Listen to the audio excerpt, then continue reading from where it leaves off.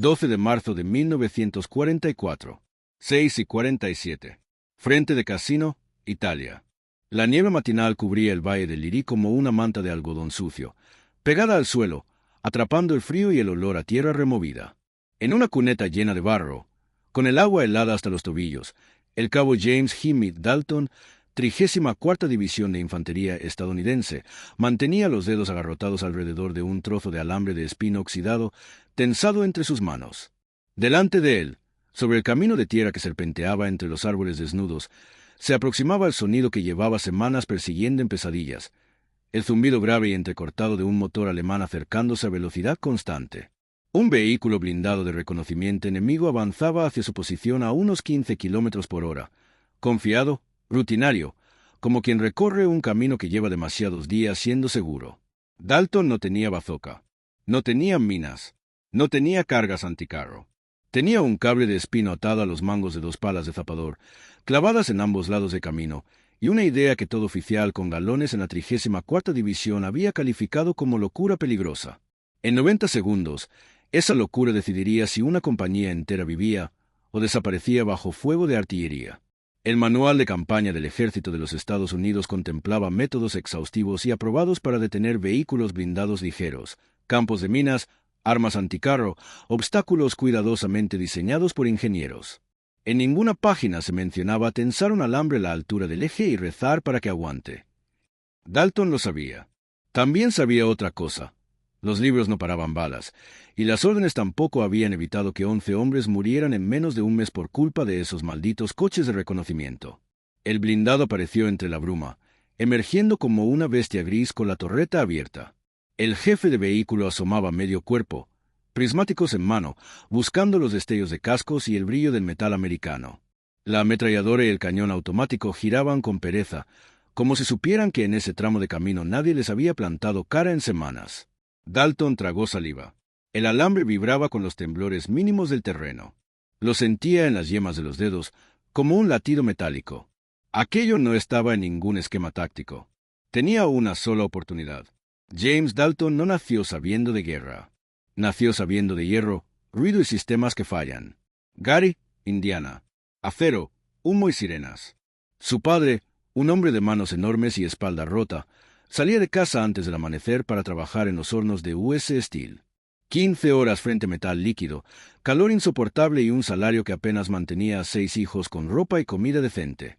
Jimmy era el del medio, el que nunca aparecía en las fotos escolares porque rara vez estaba en clase. Prefería los patios de maniobras del tren, los vagones alineados como gigantes cansados, el chirrido de los frenos, el choque sordo de los acoples. Allí aprendió cosas que ningún oficial de West Point entendería jamás. Que un solo pasador suelto podía descarrilar media composición. Que un cable pelado podía arrancar la vida de un frenador en un segundo. Que la diferencia entre todo va bien y catástrofe era a menudo un centímetro de metal mal colocado. Con 17 años ya trabajaba como ayudante en los cambios de vía.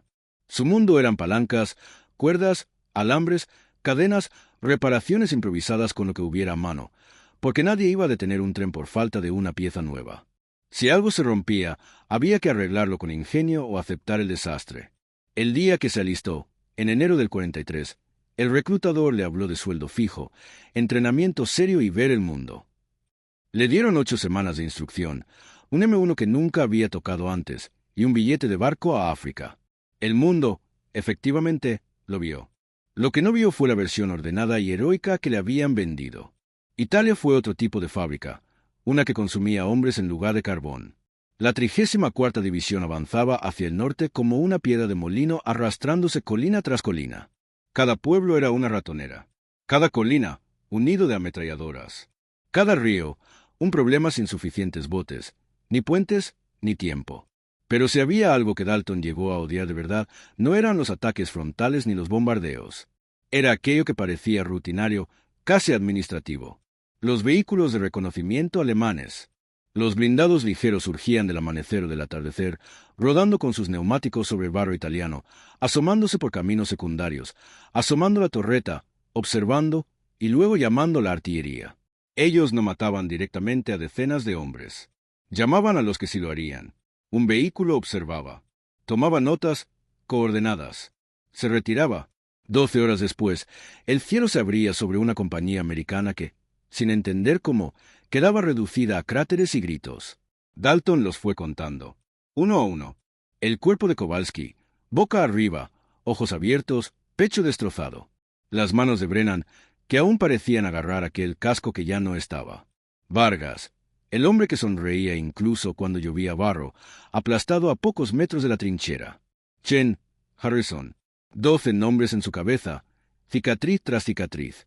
Cada informe decía lo mismo. Vehículo de reconocimiento enemigo detectado. No se disponía de medios adecuados para neutralizarlo.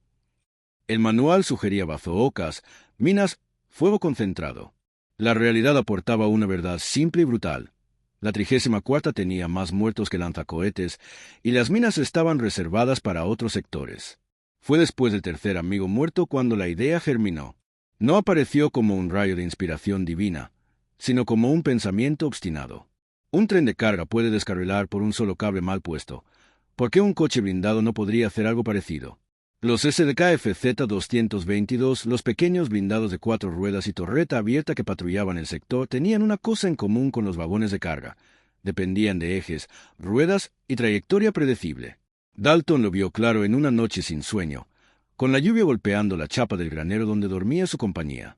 No podían perforar el blindaje. No podían competir con el cañón. Pero tal vez podían atacar las ruedas como quien sabotea una vía. No era elegante. No era doctrinal. No aparecería en ningún manual. Pero podría funcionar. Lo intentó exponer en voz alta, en aquel granero saturado de humo y cansancio, ante un capitán con uniforme recién planchado. No. Poco seguro. No autorizado. Podría herir a los propios hombres. Eso no está en el reglamento, cabo. Las palabras del capitán Morrison se le grabaron como una losa. El mensaje era claro. Mejor muertos según el manual que vivos por un método no aprobado. Dalton no volvió a discutirlo, pero tampoco lo olvidó. La noche del 10 de marzo, cuando la bruma cubría nuevamente el valle y el olor a cordita se mezclaba con el del barro, Dalton llegó a su límite. Otro blindado. Otro amanecer. 2 compañeros menos. A esas alturas, no era un soldado pensando tácticamente. Era un obrero de acero con uniforme, mirando un sistema que fallaba una y otra vez, y sabiendo que, si no intervenía, el tren seguiría descarrilando sobre sus amigos. A medianoche, con el cielo abierto por relámpagos lejanos de artillería, se arrastró hasta el depósito de material, robó una bobina de alambre de espino y cargó 2 palas de zapador. Sin pedir permiso, sin decir una sola palabra, cruzó la línea avanzada, sintiendo cada centímetro de terreno. Sabía el camino que siempre recorrían los blindados. Ellos también tenían rutinas.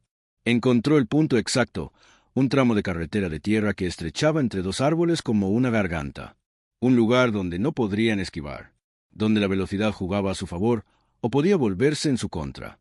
Clavó la primera pala en la cuneta izquierda, luego la segunda en la derecha. Enrolló el alambre en cada mango, tensándolo con las manos hasta que la piel se abrió en finos cortes. Elevó el cable a la altura que conocía de memoria, un poco más de un palmo sobre el suelo, justo donde un eje delantero no espera encontrar nada. Tensó. La línea de acero vibró como una cuerda de guitarra maldita. No había artificieros, ni ingenieros, ni aprobaciones. Solo un chico de Gary, Indiana, usando los mismos principios con los que un día había evitado que 6 vagones se salieran de la vía. Enterró el cable bajo una fina película de barro. Dejó las palas lo bastante sucias como para confundirse con basura olvidada. Luego se deslizó de vuelta a las líneas americanas. Durmió a saltos. Despertaba, miraba hacia la carretera. Imaginaba el blindado pasando de largo, el cable rompiéndose, la burla posterior, la bronca de los oficiales. Y otra vez, nombres en la lista. Y llegamos aquí. A las 6:47 del 12 de marzo de 1944. La niebla es la misma. El camino, el mismo. El blindado, uno más de la serie. Pero hoy, el valle guarda un secreto. Dalton siente el alambre vibrar como un nervio tenso. El vehículo está casi encima. El comandante alemán bosteza, apoyado en la escotilla, convencido de que este es otro amanecer rutinario frente a enemigos sin recursos. Jimmy sabe que, en los siguientes segundos, no solo está en juego su vida o la del conductor del 222. Está en juego algo más grande. ¿Vale más el reglamento que los hombres? ¿Importa más la doctrina que la realidad del barro y la sangre? ¿Tiene derecho un cabo a cambiar la forma de luchar sin pedir permiso? El motor ruge. Los neumáticos muerden el barro. El blindado se alinea exactamente sobre el punto donde el alambre espera. Dalton se agarra más fuerte. Su decisión ya está tomada. Lo que ocurra ahora decidirá no solo el destino de ese vehículo, sino de toda una idea, que, en guerra, la innovación nace en los fosos embarrados, no en los despachos. Y entonces, el eje delantero toca el cable. 6 horas 47 minutos y 3 segundos. 3 segundos después de que el eje delantero rozara el alambre invisible, el mundo dejó de comportarse como el mundo. No hubo explosión, ni fogonazo, ni humo. Solo un sonido seco, casi ridículo. Tin. Como el chasquido de una cuerda al romperse, excepto que la cuerda no se rompió. Lo que se rompió fue la física del blindado. El alambre, tensado como un arco antiguo, se enganchó en el brazo de la suspensión del 222. La rueda derecha, impulsada por su velocidad, intentó seguir girando. Pero el cable la sujetó como si la hubiera agarrado una mano enorme y enfadada. El eje delantero se bloqueó. La inercia hizo el resto. El vehículo alemán, de 4 toneladas, avanzando a 15 millas por hora, se convirtió en un proyectil sin control. La rueda izquierda intentó compensar. No pudo. La parte delantera se clavó. El blindado se levantó sobre sí mismo, como un caballo herido dando un último corcoveo. Y entonces voló. Primero un vuelco lateral, luego otro, después un tercero. Dalton lo vio como en un sueño. El comandante saliendo despedido, girando en el aire antes de estrellarse contra el barro, el casco rebotando lejos, la torreta golpeando el suelo con un estruendo seco. El 222 quedó boca abajo, ruedas girando inútilmente hacia el cielo opaco. Silencio. Durante 2 segundos. Solo se escuchó el zumbido del motor todavía encendido, girando al revés, como si intentara comprender qué demonios había pasado. Dalton reaccionó antes que nadie. «¡Movimiento!», gritó, ya de pie, M1 en mano. «¡Cubran los flancos! ¡Cubran los flancos!». El resto de la compañía surgió de las trincheras como si hubieran estado esperando justo esa señal durante semanas. Porque en realidad sí lo estaban. Toda la maldita división estaba esperando que alguien, cualquiera, hiciera algo diferente. El conductor alemán salió arrastrándose por el parabrisas roto, medio inconsciente, con la cara cubierta de aceite y polvo. Le temblaban las manos. No entendía qué había sucedido. Nadie lo habría entendido. Dalton lo agarró por el chaleco y lo sacó del vehículo con la fuerza de un hombre que ha visto demasiados amigos morir por no tener respuestas. El alemán levantó las manos sin resistirse. Ni un gramo de pelea en su cuerpo. Solo miedo y confusión. «Prisionero asegurado», gritó Dalton, pasándolo a Private Morrison, el soldado, no el capitán. Los demás rodearon el blindado. Harper y O'Leary revisaron la torreta. Nada, sin minas, sin impactos de bazooka. Ni un solo disparo había perforado el casco. «¿Qué demonios?», murmuró Harper, tocando metal. ¿Se cayó solo?». Dalton fingió no escuchar. O fingió demasiado bien. A 3 metros de desastre, semioculta entre el barro fresco, la evidencia del milagro todavía estaba ahí. Los mangos de las palas de zapador. El alambre tensado, todavía enrollado en el eje delantero, arrancado del suelo pero intacto. Dalton se movió rápido. Se tiró al barro, como quien recoge un secreto, desmontó el alambre con manos ágiles, lo ocultó bajo su chaqueta y arrastró las palas hacia la cuneta.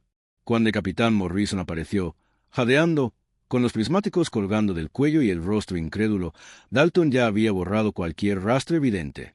«¿Qué ha pasado aquí?», preguntó Morrison, intentando procesar la imagen absurda del blindado panza arriba. Dalton lo miró sin pestañear. «¿Se volcó, señor? ¿Se volcó?», repitió el capitán, como si la palabra fuera un insulto a su inteligencia. «Sí, señor. Tomó el giro demasiado rápido. El terreno está resbaladizo por la lluvia». Morrison inspeccionó el camino. Miró el vehículo por debajo. No encontró minas. No encontró cráteres. No encontró nada que encajara en sus manuales. La realidad tenía 2 opciones. O aceptaba que un blindado de reconocimiento alemán se había flipado solo. O aceptaba que un cabo había desobedecido órdenes y había salvado vidas. El manual no contemplaba ninguna de las dos. «Muy bien», dijo finalmente, guardándose las dudas bajo el tono de mando. «Preparado un informe. Fotografías. Necesito testigos». Dalton tragó saliva. El capitán se marchó.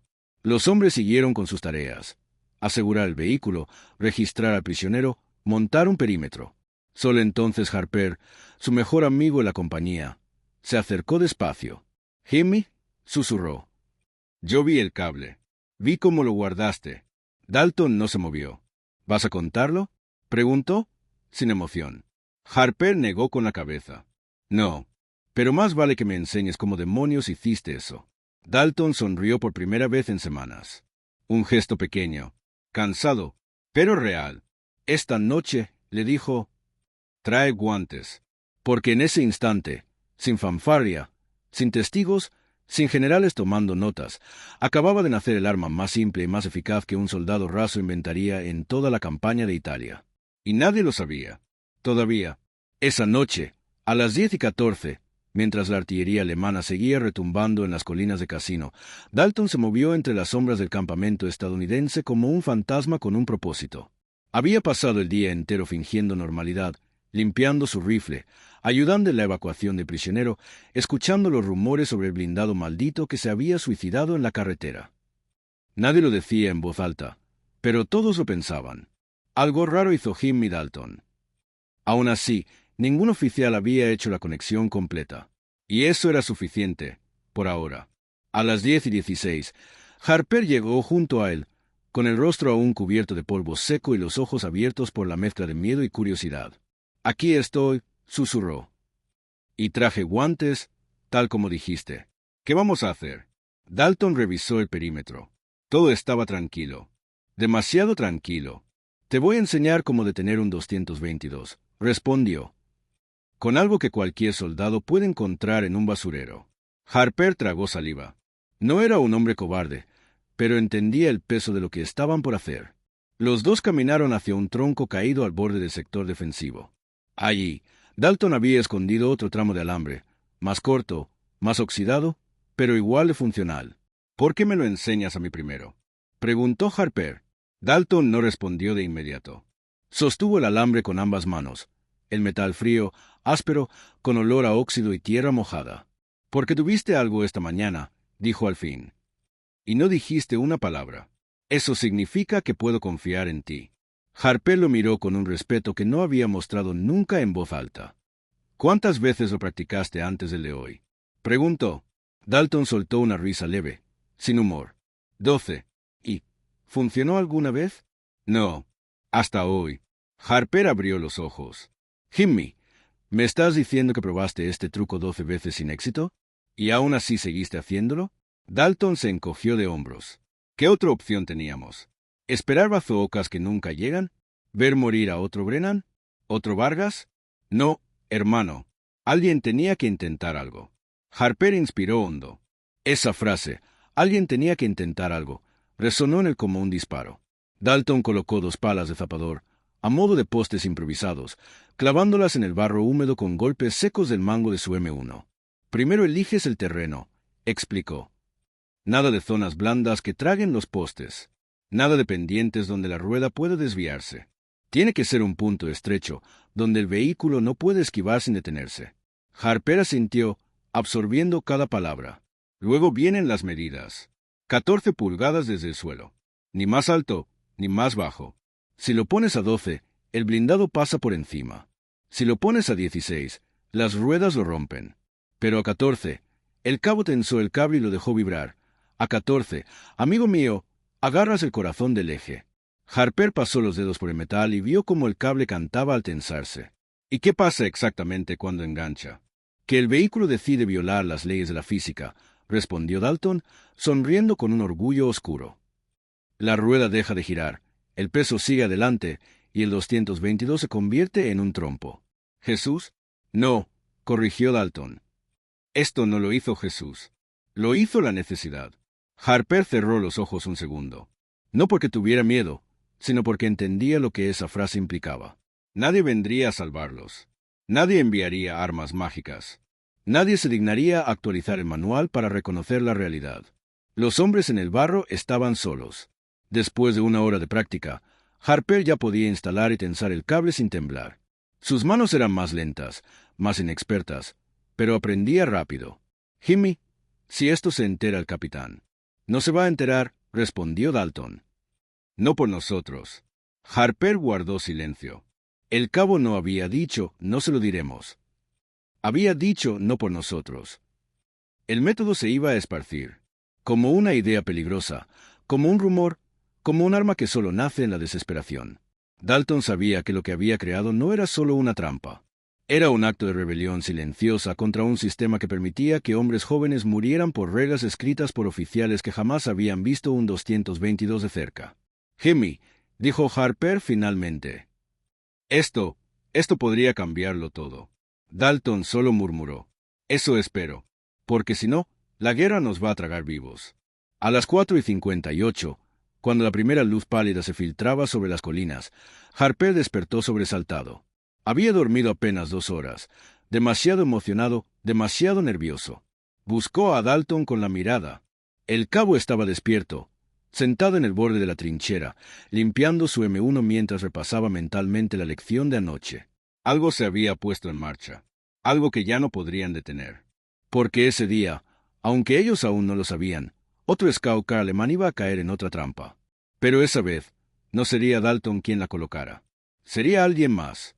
Uno de los hombres que habían escuchado rumores en voz baja. Uno de los que estaban hartos de ver morir amigos por falta de creatividad. Uno de los que ya no confiaban en el manual, pero sí en el cabo que había hecho volar un 222 sin disparar una sola bala. El efecto Dalton acababa de nacer. Antes de empezar, haz algo rápido, da like y suscríbete.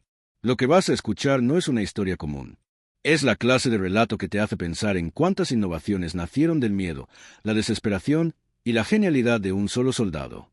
Acompáñame, porque lo que viene a continuación es sorprendente. El 13 de marzo amaneció con un cielo tan gris que parecía hecho de ceniza. La niebla sobre el valle se movía lentamente, como si algo la empujara desde abajo. Algo frío, algo inquietante. A las 6:11, mientras Dalton compartía un cigarrillo con Harper, un disparo seco resonó en la distancia.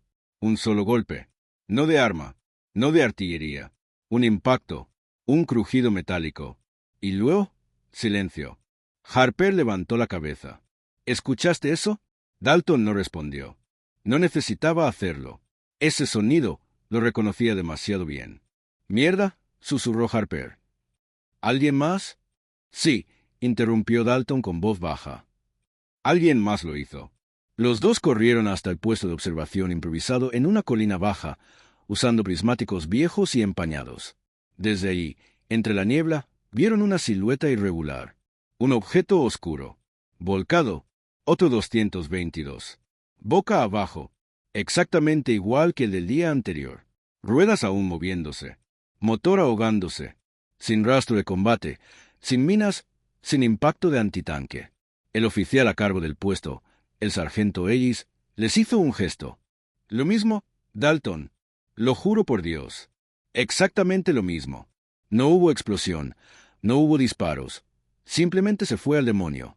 «¿Qué diablos está pasando?» Dalton tragó saliva. Una parte de él quería sonreír. Otra parte quería correr y ocultarse. La idea había escapado. Ya no era suya. Ahora pertenecía a los hombres y a la guerra. ¿Dónde cayó?, preguntó. «En el camino norte, donde siempre pasan los de reconocimiento. A 800 metros. Estaba haciendo su recorrido de rutina. Y, simplemente, el sargento agitó las manos. Se dobló como una lata. Dalton no respondió.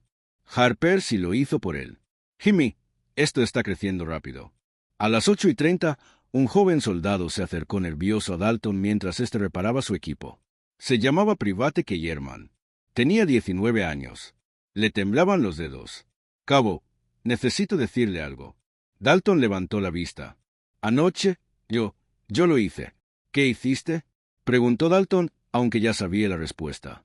Kellerman tragó saliva. «Puse un cable, como el suyo, en un tramo de carretera donde los 222 pasan siempre al amanecer». Dalton lo miró, no con rabia, sino con un peso enorme sobre los hombros. «¿Por qué?», preguntó. Kellerman respiró profundo. «¿Por qué?». Su voz se quebró. «Yo estaba ahí cuando Vargas murió. Yo lo vi, cabo. No podía dormir desde entonces. Y anoche pensé que, si usted lo hizo una vez, tal vez yo también podía». Dalton miró sus manos. Eran manos de crío, poco curtidas, temblorosas. ¿Instalaste bien el cable? Sí, señor. Medí las 14 pulgadas. Igual que dijo Harper. ¿Lo tensaste? Hasta que cantó. ¿Y lo escondiste bien? Enterrado bajo la tierra húmeda. Igual que usted. Dalton suspiró profundamente. No era enojo. Era miedo. No por él. Porque Germán.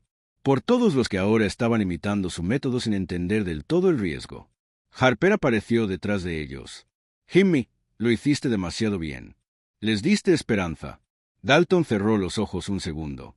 La esperanza sin disciplina puede matar más que los alemanes. A las 10:22, en la cresta opuesta del valle, 2 soldados alemanes del 29º Panzergrenadier examinaban el vehículo volcado. Das ich keinen Sinn, murmuró uno. Esto no es una mina. No hay cráter. Keine explodierte Granate. Der Wagen ist einfach gefallen. El teniente a cargo, Klaus Richter, observaba el chasis con expresión dura. Había algo extraño. Un pequeño arañazo circular en el borde del eje delantero. Un raspón metálico en la carcasa del freno. No parecía nada, pero Richter tenía el ojo entrenado. «Seteuch dasan», dijo, señalando el rastro con un lápiz. Algo lo agarró desde el suelo. Algo fuerte. Algo muy delgado. Los soldados intercambiaron miradas. «Draht? Hilo de alambre». Richter negó lentamente. «Wenn es Draht war, dann wurde er absichtlich gespannt». Si fue alambre, alguien lo tensó a propósito. Los soldados se quedaron en silencio. Porque si eso era cierto, significaba que los estadounidenses habían encontrado una forma barata, improvisada y eficaz de destruir sus vehículos de reconocimiento. Una forma que la doctrina alemana no contemplaba. Una amenaza que no podían rastrear. Una trampa tan simple que resultaba imposible contrarrestar completamente. Richter anotó en su cuaderno. Probable contramedida improvisada estadounidense. Necesario advertir al mando. A las 12:40, el capitán Morrison recibió el informe del nuevo blindado volcado. Miró la foto en blanco y negro. La imagen era clara. Otro 222, destruido sin explicación. ¿Otra vez?, murmuró. ¿Otra vez así? Tenía la mirada cansada de un hombre que había leído demasiados informes sin respuestas. ¿Dónde está Dalton?, preguntó. Le dijeron que descansaba pero disponible. Morrison respiró hondo. Se levantó y caminó hacia él. Dalton lo vio venir desde lejos. Harper murmuró. «Jimmy, prepárate». El capitán llegó. No saludó. No ordenó. Solo mostró la fotografía. «Explícame esto». Dalton la miró, sin expresión. «Señor, no lo sé». Morrison apretó la mandíbula. «Corporal, he leído mucho hoy. He revisado rutas, reportes, posiciones. Y todas las carreteras donde aparecen estos vehículos volcando. Alzó la foto. Están dentro de nuestro sector». «¿Su sector?» «Dalton». Silencio. Largo. Tenso. Dalton respondió. «¿Coincidencia, señor?» Morrison lo estudió con una mezcla de frustración, miedo y algo parecido a admiración. «Corporal, si usted está haciendo algo allá afuera, si está usando métodos no autorizados, si está inventando tácticas que no figuran en nuestros manuales». Dio un paso más cerca. «Hágamelo saber. Porque si salva vidas, tal vez, solo tal vez, yo pueda mirar hacia otro lado». Dalton tragó saliva. Pero no habló. No aún. La guerra acababa de cambiar. Los alemanes lo sabían. Los estadounidenses empezaban a sospecharlo. Y Dalton estaba sentado sobre un secreto que ya no le pertenecía. Porque a partir de ese día, la improvisación dejaría de ser una rareza. Sería una revolución silenciosa. La tarde del 13 de marzo trajo una lluvia fina, persistente, la clase de lluvia que empapa sin ruido, que se mete en las botas, que convierte la tierra del Valle del Lirí en un pantano pegajoso. El tipo de clima perfecto para morir o para esconder algo. Dalton trabajaba en silencio en el borde de la posición defensiva, limpiando el barro de su fusil con movimientos lentos, casi rituales. Su mente seguía repitiendo la imagen del segundo 222 volcado. No se sentía orgulloso, tampoco culpable. Era otra cosa. Era el peso de haber comenzado algo que ya no podía detener. En el otro extremo del valle, el teniente Klaus Richter seguía inspeccionando los daños del Scout Car. La lluvia caía sobre su cuaderno abierto. No le importaba. Escribía igual. El vehículo no fue alcanzado por armas anticarro. No hay cráteres de mina. El eje frontal presenta abrasiones longitudinales. Posible obstáculo tensado a baja altura. Sabía que se enviaba un reporte así, lo mirarían como a un loco. La Wehrmacht tenía manuales, procedimientos, tablas, reglamentos. La idea de que un estadounidense hubiera detenido un blindado con una trampa casera hecha de basura era absurdamente humillante. Pero Richter creía en los hechos, no en el orgullo. Tomó una foto del raspón que había encontrado y la guardó en su bolsillo interior. No confiaba en que su comandante la tomara en serio, pero era su deber reportarla. Vencie su Kampfen, pensó, werden wir sie unterschatten und das wir anstoten. Si pelean así, los subestimaremos, y eso nos matará. A las 5:20, el capitán Morrison entró en la carpa de mando con un rostro que mezclaba cansancio y sospecha. «Necesito un mapa», ordenó. Le extendieron uno. Morrison trazó con un lápiz unas líneas sobre las carreteras donde habían caído los dos 222. Harper y O'Leary estaban allí, revisando equipo. Dalton no. Había decidido mantenerse lejos del foco, pero no lo conseguiría por mucho tiempo. «¿Qué busca, capitán?», preguntó O'Leary. Morrison señaló los puntos marcados. «Aquí y aquí». Las dos zonas donde los vehículos alemanes aplicaron un salto mortal digno de un circo. «¿Creerá que?» comenzó Harper. «Creo», interrumpió Morrison, «que aquí hay un patrón. Una coincidencia demasiado precisa. Y creo que, curiosamente, alzó una ceja, ocurre solo en nuestra compañía». Harper tragó saliva. O'Leary frunció el ceño. «Señor, ¿acaso cree que es sabotaje? ¿Que alguien?» «No», respondió Morrison. «Creo que alguien está siendo creativo, y no sé si debo arrestarlo o ascenderlo». Los tres guardaron silencio. Morrison se pasó la mano por la cara. «Harper, señor, tráeme a Dalton». Harper dudó una décima de segundo. «Solo una décima». Pero el capitán lo notó. «¿Algo que quieras decirme?» «No, señor». Harper salió bajo la lluvia. Dalton apareció 5 minutos después, empapado, con la ropa pegada al cuerpo y el rostro impasible. «¿Me mandó llamar, señor?» Morrison lo miró con una mezcla de severidad y cansancio. «Corporal, 2 vehículos enemigos han sido neutralizados en circunstancias que desafían cualquier explicación doctrinal. 2 vehículos que, casualmente, patrullaban rutas dentro de nuestro sector. 2 vehículos que nadie ha logrado demostrar que fueron atacados por fuego aliado». Dalton esperó. Morrison apoyó las manos en la mesa. «Dígame la verdad. ¿Sabe algo que yo debería saber?» Silencio. Tenso. Espeso. Finalmente, Dalton respondió. «No sé, señor. No sé si usted debería saberlo». Morrison frunció el ceño. «Explíquese».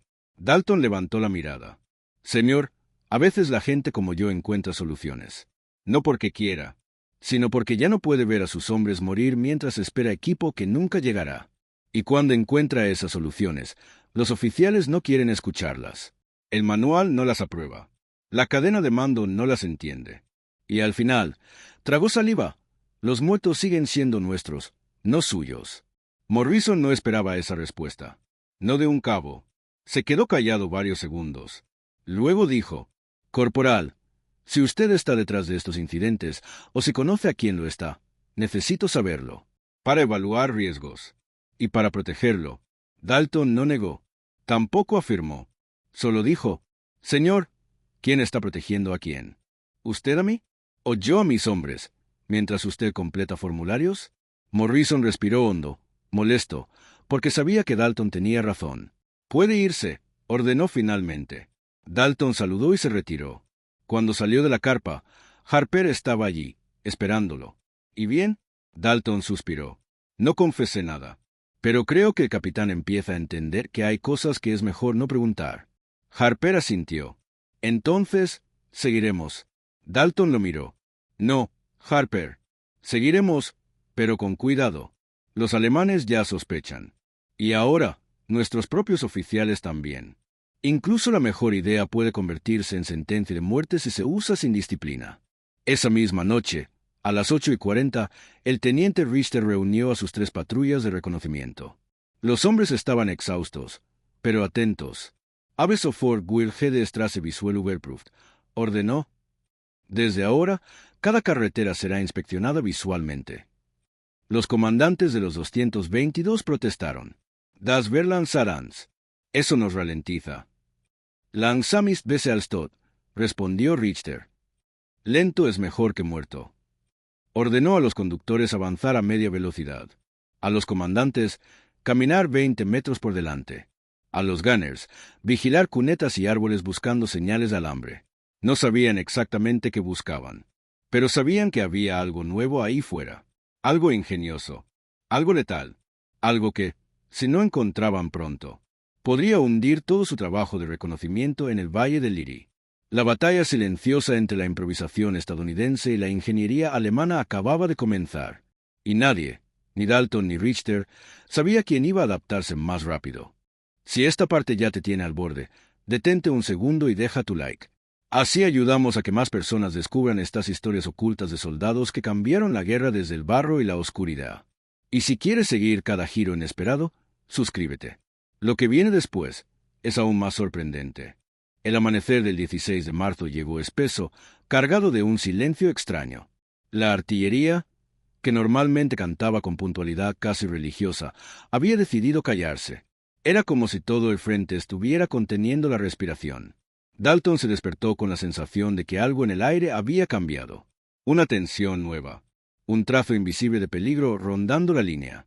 Cuando salió de su pozo de tirador, vio a Harper y a O'Leary revisando equipo, pero no con la calma habitual. Tenían la postura rígida, alerta, como si esperaran un ataque sorpresa. ¿Qué pasó?, preguntó Dalton mientras ajustaba el cinturón del fusil. Harper miró hacia la carretera al norte. Los alemanes han pasado 3 veces esta mañana.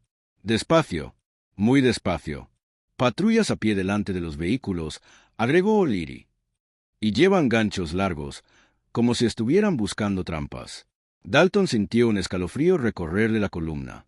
Eso significaba que Richter había enviado su informe, y que alguien arriba, en la Wehrmacht, lo había tomado en serio. El efecto en la línea estadounidense fue inmediato y subterráneo. Nadie lo decía en voz alta. Pero durante la noche, nuevos restos de alambre desaparecieron de los depósitos. Llaves adicionales no regresaron al inventario. Y las patrullas nocturnas regresaron con las manos más sucias de lo habitual. Dalton los observaba desde lejos. Soldados de otras compañías. Incluso algunos sargentos, hombres curtidos por meses de combate. Todos replicando su método sin pedir permiso. Harper se acercó. Están aprendiendo rápido. Dalton no sabía si sentirse orgulloso o preocupado. Ojalá aprendieran a ser discretos también, respondió, mirando cómo un par de soldados dejaban rastros de barro fresco en un área que los oficiales revisaban a diario. El éxito del método había creado una especie de subcultura improvisada, una red clandestina de soldados compartiendo técnicas al margen de la cadena de mando. Una fraternidad involuntaria de hombres desesperados por sobrevivir. No era un movimiento organizado. No había líderes, reuniones ni planes. Pero fluía de boca en boca, de trench en trench, de sector en sector. Como un rumor de esperanza. Como una técnica prohibida que podía salvar vidas sin disparar un solo tiro. Y cada vida salvada reforzaba la convicción de que estaban haciendo lo correcto, incluso si el ejército decía que era incorrecto. Mientras tanto, al otro lado del valle, el teniente Richter patrullaba personalmente el tramo de carretera donde 3 vehículos habían sido destruidos. Su asistente, Feldwebel Kranz, avanzaba con un gancho metálico, barriendo de lado a lado el suelo húmedo. Kranz se agachó de pronto. Leutnant, etwas Haie. Señor teniente, algo aquí.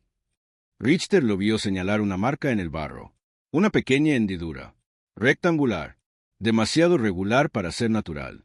Como si una pala, enterrada a cierta profundidad, hubiera sido arrancada bruscamente días antes. Richter apretó los dientes.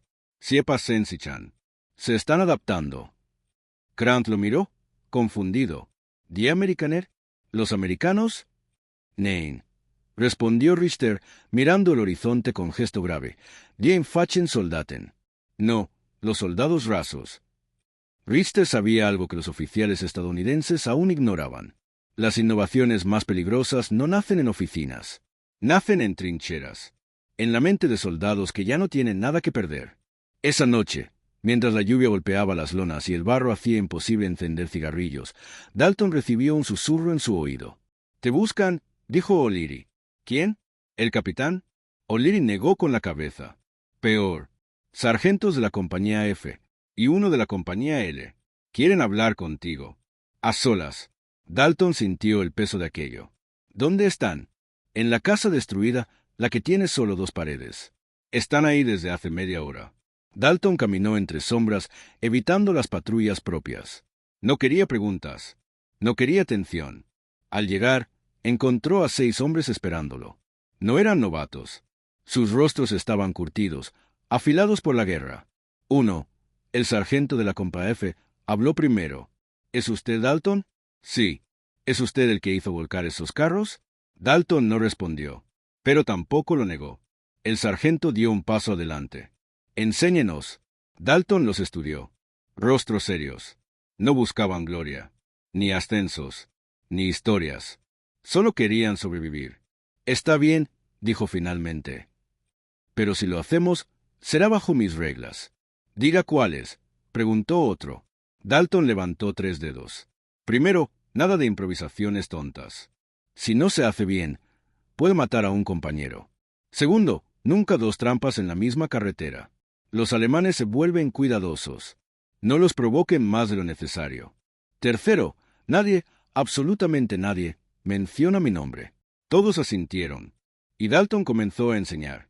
No como un instructor, no como un oficial, sino como un hombre que había descubierto una manera de equilibrar la balanza, y estaba dispuesto a compartirla, incluso si eso significaba que lo enviarían a prisión.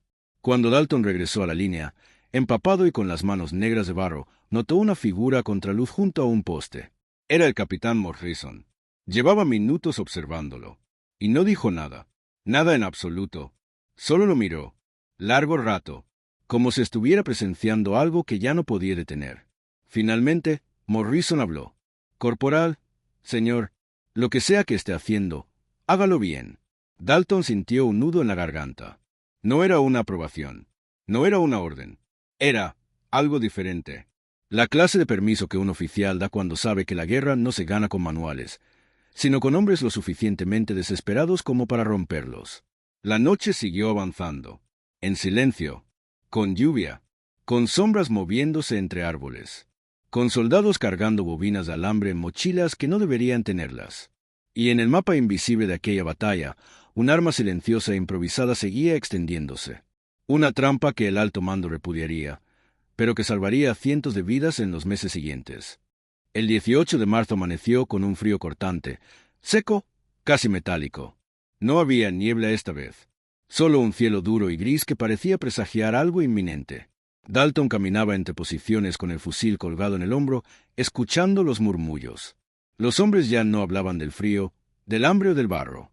Hablaban del nuevo enemigo, no los alemanes.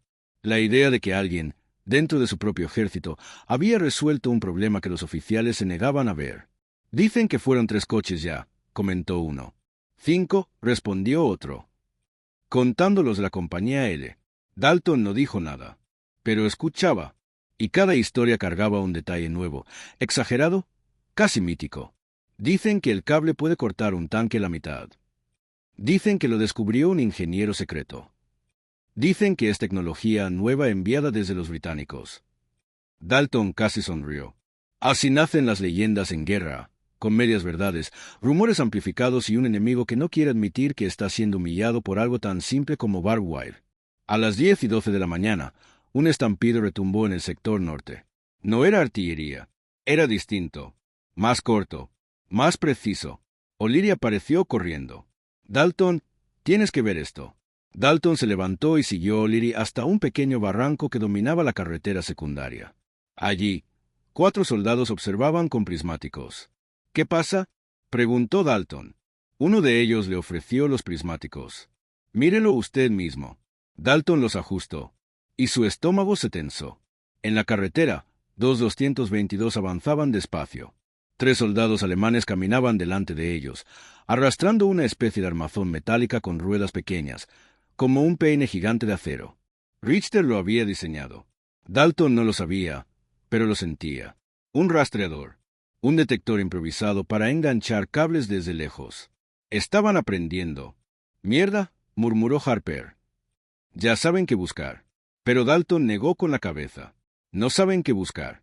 «Aún no». Solo están adivinando. ¿Y si lo encuentran? Dalton respiró hondo. Si lo encuentran, cambiarán la guerra. Pero no como creen. Esa misma noche, Dalton reunió a Harper, a O'Leary y a 4 soldados que ya dominaban la técnica. Se encontraban dentro de una casa semiderruida, sin techo, bajo un cielo lleno de estrellas apagadas por el humo de la batalla. Los alemanes están probando algo nuevo, comenzó Dalton, dibujando líneas en el polvo del suelo. Están usando rastreadores. Eso significa que los cables tensos ya no sirven. ¿Entonces se acabó?, preguntó O'Leary. Dalton negó. No, solo vamos a complicarles la vida. Hizo un trazo nuevo, vertical, luego otro, y otro. Vamos a instalar wires falsos, en lugares donde no sirven para nada. Trampas sin efecto, trampas inútiles. Harper sonrió. Para que pierdan tiempo revisando. Dalton asintió. Exacto. 3 de cada 4 cables serán falsos. Solo uno será real. Pero el enemigo tendrá que revisar todos. Un error les cuesta un Scout Car. A nosotros, 10 minutos de trabajo. Los hombres intercambiaron miradas. Era brillante. Era arriesgado. Era exactamente lo que haría un hombre que había trabajado en ferrovías toda su vida. Juntas falsas. Sistemas redundantes. Engaños que forzaban al enemigo a cometer errores. Dalton levantó la vista. La guerra no se gana destruyendo. Se gana desgastando. Al amanecer del 19 de marzo, el teniente Richter avanzaba junto a su patrulla de reconocimiento, siguiendo órdenes estrictas, revisar cada tramo de carretera antes de avanzar. El rastreador atrapó un cable. Richter se tensó, pero al inspeccionarlo, descubrió que estaba flojo. Demasiado flojo para voltear un vehículo. Mal colocado. Sin tensión suficiente. Un señuelo. Richter apretó los dientes. Sie machen das absichtlich. Lo hacen a propósito. Kranz se acercó. Señor, Richter golpeó el cable con la bota. Están jugando con nosotros. El rastreador atrapó un segundo cable 200 metros adelante. Otro falso. Y un tercero. Y un cuarto. Ahora iban más lentos que nunca. Los nervios aumentaban. Cada cable falso significaba más tiempo, más riesgo, más ansiedad. Eso era lo que Dalton quería. Richter lo entendía. Das ist kein Zufall. Esto no es casualidad. Miró al horizonte y murmuró. Berauchaime das tut, verste den Krieg besser als unsere Offiziere. Quien sea que esté haciendo esto, entiende la guerra mejor que nuestros oficiales. Esa tarde, Morrison llamó a Dalton a su puesto de mando. Esta vez, no había tensión en el aire. Había urgencia. Corporal, dijo Morrison. Inteligencia ha detectado cambios en el patrón de patrullas enemigo. Se están moviendo más lento. Están revisando carreteras. Están actuando, nerviosos. Dalton sabía qué significaba. ¿Y eso es malo, señor? Morrison respiró hondo. No lo sé, pero significa que están buscando algo. Y cuando los alemanes buscan algo, tarde o temprano lo encuentran. Se acercó un paso. Voy a preguntarle esto una última vez. No como su capitán, como un hombre que quiere mantener viva a su compañía. ¿Está usted detrás de esto? Dalton sostuvo la mirada, en silencio, hasta que finalmente dijo, estoy detrás de mantener viva a mi gente, señor. Morrison cerró los ojos un momento. Luego habló con voz baja. Pues tenga cuidado, Dalton, porque el enemigo no es el único que está buscando. Y se retiró. Al caer la noche, un mensajero llegó desde el batallón. Traía un informe. Los alemanes ya no solo revisaban carreteras. Habían comenzado a disparar ráfagas cortas a los lados del camino antes de avanzar. Buscando movimiento. Oír choques metálicos. Detectar trampas. Se estaban militarizando contra algo que todavía no entendían. Y eso, en guerra, siempre es el preludio de algo peor. Dalton leyó el informe. Su rostro se endureció. «Están asustados», dijo Harper. «No», respondió Dalton, sin apartar la vista del papel. «Están pensando. Y un enemigo que piensa es más peligroso que un enemigo que dispara». 3 días después, el amanecer llegó con un silencio extraño. No había motores en la distancia. No había patrullas alemanas probando suerte en los caminos. Solo quietud. Una quietud que no era normal. Dalton lo sintió en el pecho. Algo estaba por cambiar. A las 9:10 llegó la confirmación. Movimiento en la carretera principal. Avisó un centinela. Dalton subió al parapeto y miró con los prismáticos. No vio un Scout Car. Vio dos camiones alemanes avanzando lentamente, escoltados por infantería a pie, fusiles apuntando los bordes del camino, buscando trampas. Harper frunció el ceño. ¿Por qué diablos traen camiones si están buscando cables? Dalton lo entendió al instante. Porque no vienen a explorar. Vienen a limpiar. La nueva táctica alemana era simple pero peligrosa. Equipos de zapadores despejando las rutas, cortando cables, destruyendo obstáculos, para que los 222 pudieran volver a patrullar como antes. Era un movimiento inteligente, frío, metódico. Richter había aprendido de los falsos cables. Van a caminar cada metro de carretera, dijo Dalton. Con paciencia, con disciplina. O'Leary lo miró preocupado. Entonces nuestro método se acabó. Dalton negó lentamente. No, solo cambió. Mientras los alemanes avanzaban, uno de los zapadores fue a revisar algo en la cuneta. Un estallido seco retumbó por el valle. Era distinto a una mina. Más pequeño. El soldado cayó al instante. Harper abrió los ojos. ¿Qué fue eso? Dalton guardó los prismáticos. Los falsos cables se rompen solos, pero los verdaderos no. Uno de ellos estaba tan tenso, que el primer soldado que lo tocó lo cortó sin querer. Era un efecto colateral de la técnica. Si lo veía la infantería a pie, lo tocaban para retirarlo. Y al tocarlo, el alambre se convertía en un látigo de acero. No era un arma diseñada. Era un accidente letal. Pero en guerra, los accidentes también cuentan. Harper respiró hondo. ¿Qué hacemos ahora? Dalton observó la carretera, la infantería avanzando con miedo y los camiones quedándose atrás. Lo mismo que siempre, respondió. Pensar más rápido que ellos. Se levantó, ajustó el casco y añadió. Hoy aprendieron que nuestros cables pueden matar a sus zapadores. Mañana aprenderán otra cosa. O'Leary preguntó. ¿Qué? Dalton miró el horizonte. Que no pueden detener algo que no entienden. Y se marchó para planear el siguiente movimiento. La tarde cayó sobre el valle con un aire espeso, casi eléctrico. Los zapadores alemanes habían retrocedido después del accidente del cable.